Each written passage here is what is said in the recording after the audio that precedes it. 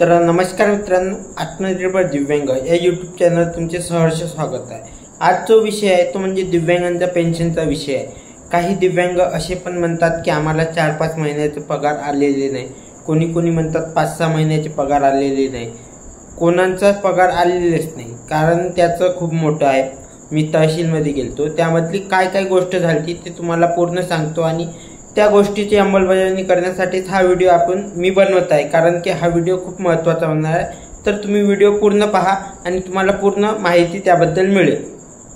तर सर्वात पहिले ज्या दिव्यांगांना पेन्शन येत नसेल त्यांनी एक काम करायचं आहे। सर्वात पहिले म्हणजे त्यांची जे तहसील येत असेल त्या तहसील कार्यालयामध्ये जावे।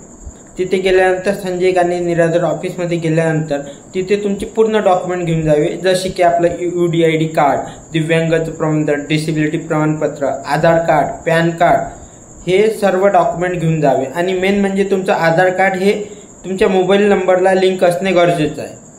त्याच्यानंतर आपलं आधार कार्ड हे बँकला पण लिंक असणं गरजेचं आहे, म्हणजे DBT डायरेक्ट बेनिफिट ट्रान्सफर, किंवा आपण KYC पण त्याला म्हणू शकतो। KYC पण तुम्ही केलेली चालेल। आणि कोणत्याही एका तुमचं जर 2-3 बँका असेल तर तुम्हाला ज्या बँकेचं तुमचं DBT असेल त्या बँकेमध्ये तुमचे पैसे येणार आहे।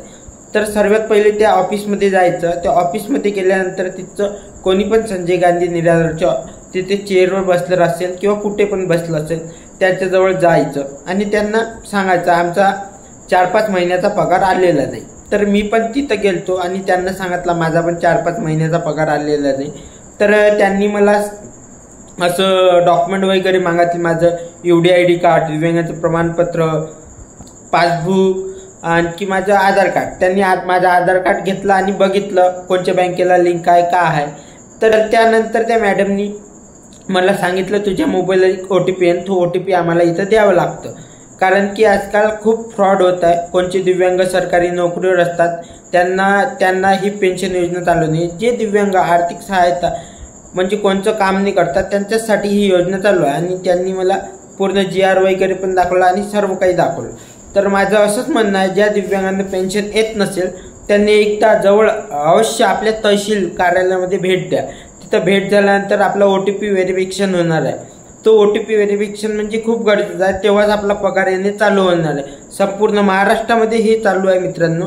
तुम्ही एकदा जर हा OTP व्हेरिफाय केला तर तुम्हाला पेन्शन येणं चालू आहे। तुमचे जेवढे पण मागच्या 3-4 महिन्याचं पेन्शन येत नसेल तर तिथं तहसीलमध्ये एकदा जाऊन OTP व्हेरिफिकेशन करून घ्या। त्याच्यानंतर तुमची 3-4 महिन्याची पेन्शन येणार आहे। आणखी पण तुम्हाला काही अडचण असेल तर आम्हाला मेसेज करा, आम्ही त्या मेसेजवर तुमचं समाधान करू। आणि तुम्हाला जर काही कोणता GR वगैरे पाहिजे असेल तर माझं टेलिग्राम चॅनल आहे, त्यावर तुम्हाला लिंक मी देणार डिस्क्रिप्शनमध्ये, तिथून जाऊन तुम्ही टेलिग्राम चॅनल जॉईन व्हा। त्यावर मी पूर्ण GR टाकलेले आहे। त्याचा जर भाऊ कोणी दिव्यांग, मित्र मैत्रीण कोणी जर दिव्यांग असेल आणि त्यांच्यासाठी जर हा व्हिडिओ महत्त्वाचा असेल तर जास्तीत जास्त शेअर करा। आणि अशीच व्हिडिओ पाहण्यासाठी या चॅनलला लाईक, शेअर, सबस्क्राईब करा मित्रांनो। धन्यवाद।